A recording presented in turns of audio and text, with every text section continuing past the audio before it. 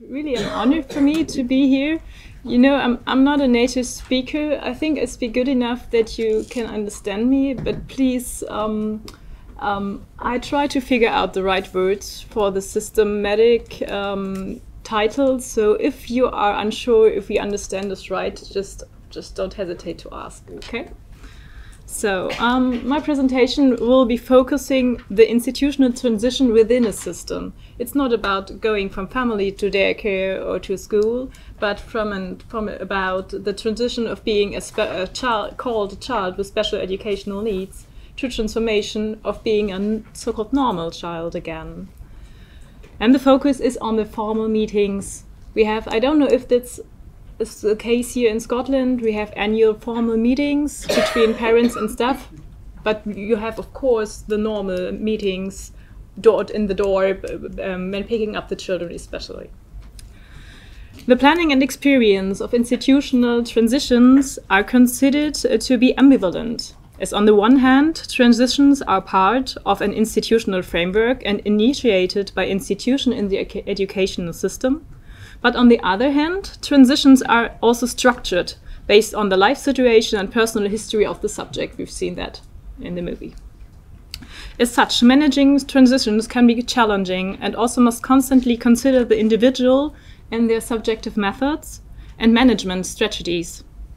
Due to the increased interaction between the requirement and expectations made of individuals on the one hand, and people's changing concepts of identity due to those transitions on the other hand, some people in Germany call transitions as focal points of societal reproductions. In German-speaking countries, planning institutional transition processes for children is left to institutions and families, and the proportional involvement of both parties is drastically changing. The shift from so-called parent work to partnership in upbringing and education, this is a real, it's a shift in German terms, so I try to translate it. This accentuates the demand, expectation and hope for regular and ongoing exchanges between daycare facilities, institutions and families. However, the organizational duty of communication and exchange and willingness to cooperate is not only associated with hopes and expectations, but also with areas of conflict and paradoxes. This point is addressed in our current project financed by the German government called Accompaniment of Inclusive Transition Processes and Parent Meetings at the University of Hildesheim, led by Professor Dr. Peter Kloos, who sends greetings to all of you. As part of the longitudinal design of our project, certain questions will be posed, including how inclusive transitional process can be dealt with during parent meetings, and how the participants can position themselves in this matter, how they provide relevant information and implement their own perspectives. In today's lecture, the primary focus is on the differing views on three reconstructed aspects of parent meetings relating to those transitional processes of children with so-called special needs, or how the German staff call it, integration stages. Due to time, I think I will do two of them. To this end, my initial step will be to address selected areas of conflict and paradoxes in educational partnerships, as well as to explain how inclusive transitional processes stand up on the close scrutiny of parent meetings. And based on excerpts from transcripts from the empirical case of parent meetings about the child Levi, I will subsequently demonstrate 2 points. First, I wish to demonstrate how transitional processes can be dealt with by meeting participants on the pedagogical and structural organizational level to safeguard the children's well-being.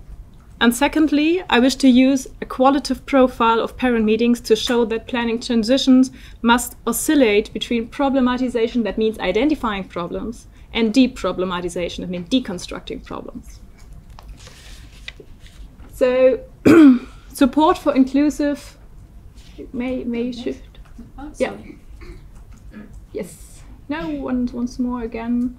So it must be in framework conditions now. Once more again, yes. Support for inclusive transitional processes must be considered within the system-specific framework conditions and with respect to the areas of conflict and paradoxes implied by the educational partnership in upbringing and education.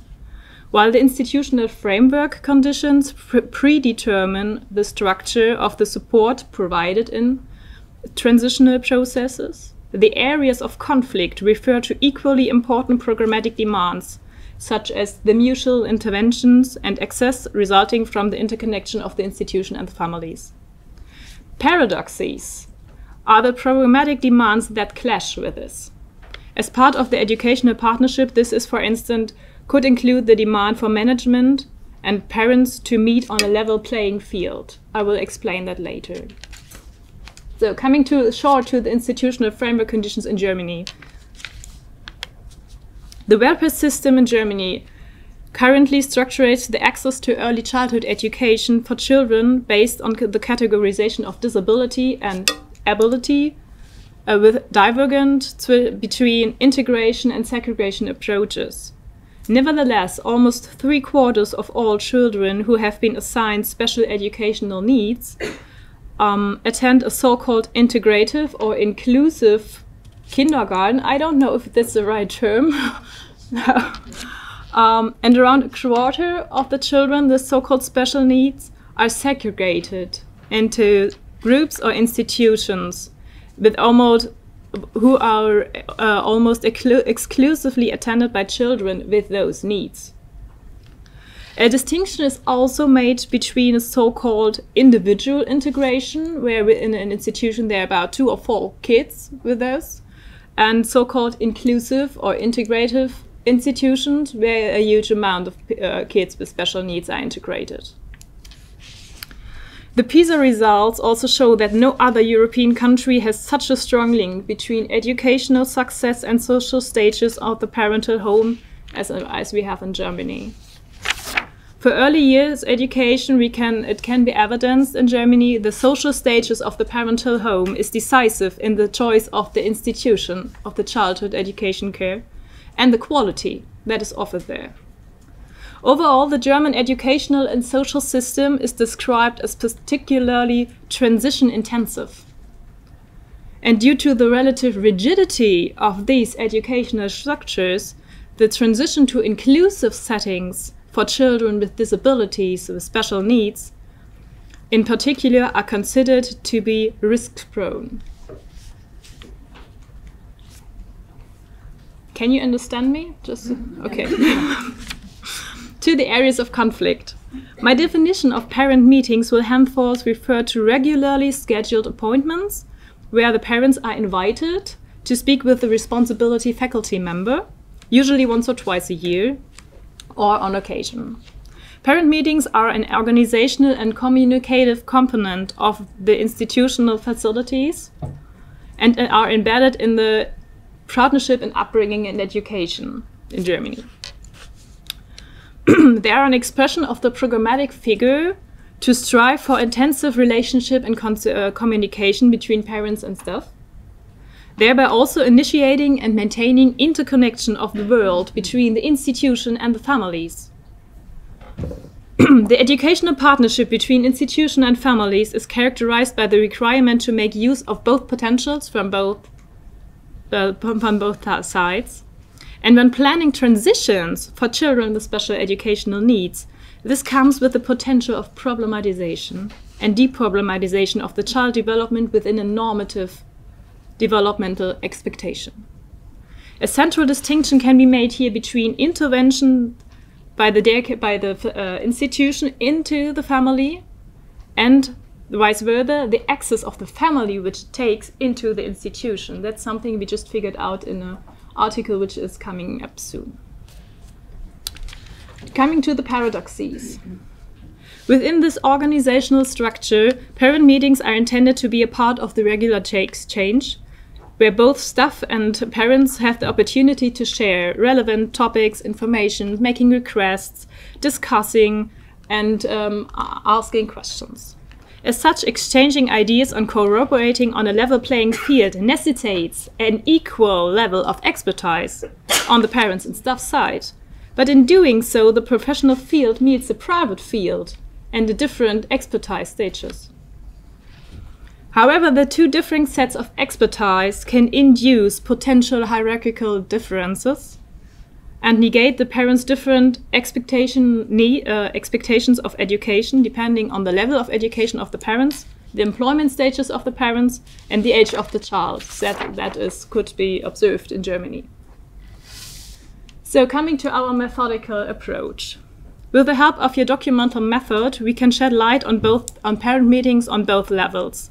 For one, we reconstruct the reconstructive approach pays attention to the discourse process of the meeting. Analysis of the documentation of the meeting is conducted to determine which meanings were introduced by which participants, how the parties are involved, how differing meanings are positioned, reimagined, and further differentiated. And this allows a case-specific and overarching analysis of a wide range of discourse formats. Secondly, the documental method we use also allows the reconstruction of implicit meanings and points of reference. And in the context of analyzing parent meetings, points of reference can be drawn for the child's educational strategy, for the cooperation, and how inclusive transition is considered.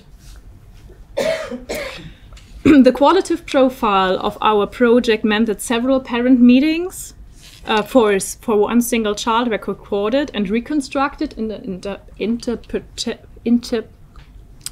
interpretive way to encapsulate the processional component of transition. To this end, we documented up to 3 parent meetings for about 15 children, over a time of 2.5 years. So coming to our case study I want to present, it's about the child Levi.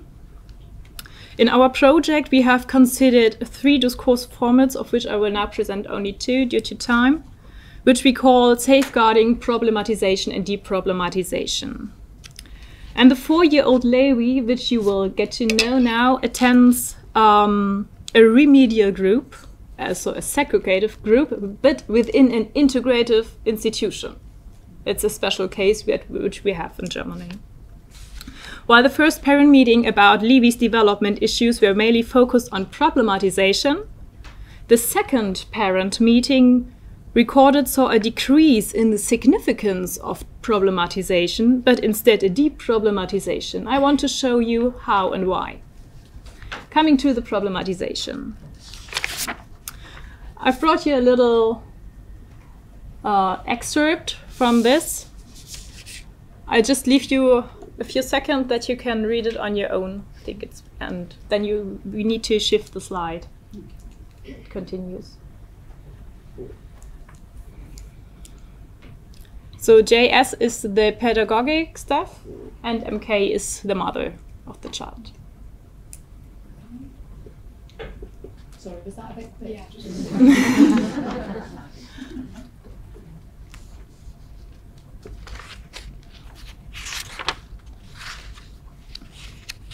Okay.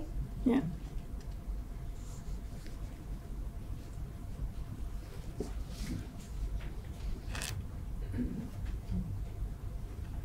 So the faculty member describes Levi's language development as problematic and refers to the process of observation initiated by the mother and themselves. We already said it last time. We have to wait and see. Here the interpretation that Levi may have problems and requires observation was reinforced both retrospectively and currently. However, waiting has brought no changes, and Levi is still described as having some abnormalities. He is struggling. And thereby it was indicated a potential need for action, for treatment, because Levi has a lack of development. He is called a regressive child, and this development is measured on a gradual scale. And according to the scale, there should be a limit where so-called normalcy ends and pathologizing begins. And exceeding this age limit almost automatically signals the need for additional action to be taken in matters of education and developmental psychology, which in Levi's case demonstrates a need for interdisciplinary interventions. He should become a normal child. That's the goal. Coming to the deproblematization. 5 minutes. 5 minutes? Okay, yeah, I think I will do it. In the second parent meeting, however, the 4-year-old Levi is mainly described deproblematizingly as a progressive child who crosses now the demarcated line between the so-called regressive child and the normal child, and now is considered to be a transformative child, to be a transition. Just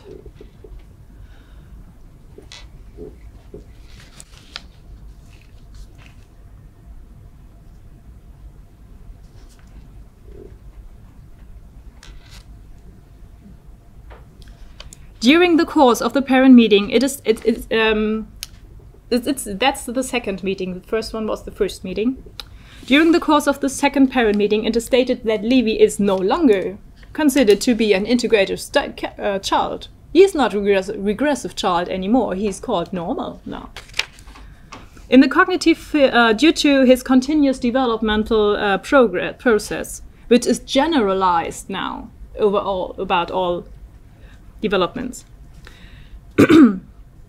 In the cognitive field, which has always been a decisive aspect in assigning integrative stages and was the reason for Levi being replaced in this remedial group, he no longer shows any need for additional support. This implies the previous search for a reason for this special educational need and the need for special educational measures is no longer to be found, and the integrative status is more or less abolished, officially abolished. You can see this here very clearly.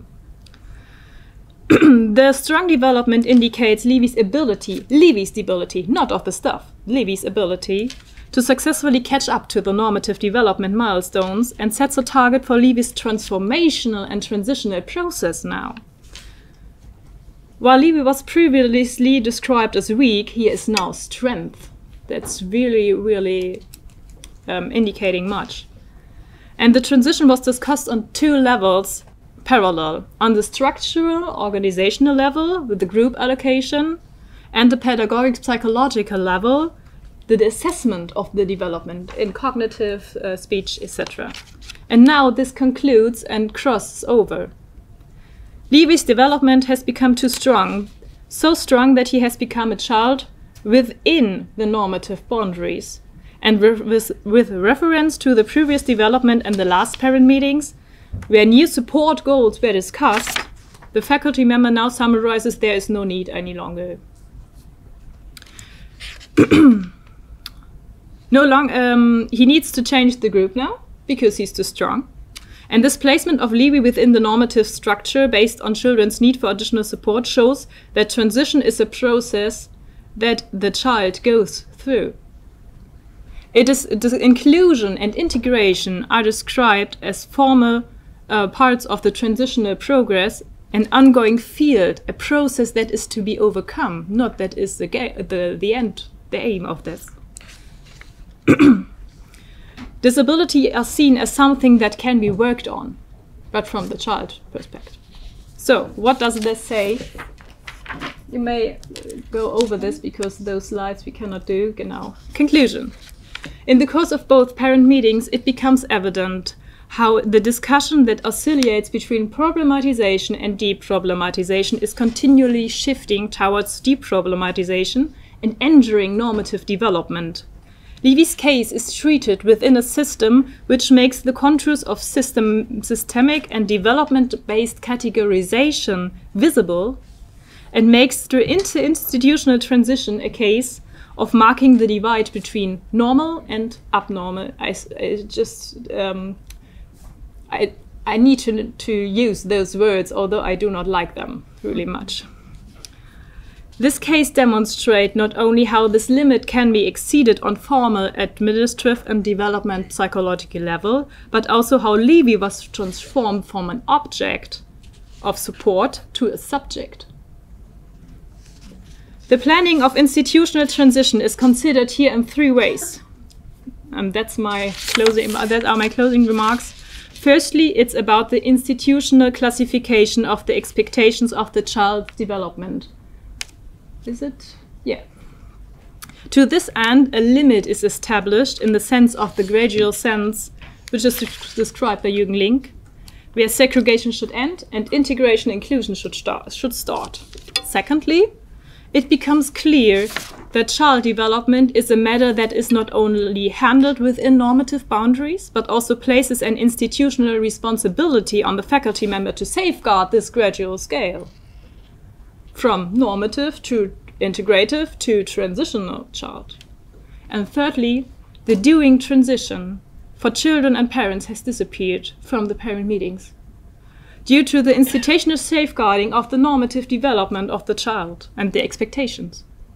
The paradox of communicating on a level playing field becomes clear when looking at the faculty's definitions of normative development.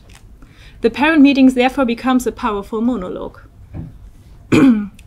Those discourse formats on problematization and deproblematization can therefore be seen as expressions that legitimize the systematic divide between integration and segregation based on normal development expectations, and the professional duty of faculty members to ensure the mutual involvement of institutions and families. But however, at the same time, these labeling and categorization processes lead to constant reproduction and stabilization of the institutional framework conditions, which seems to be extremely worthy of consideration in light of the current discourse on inclusion. Thank you very much.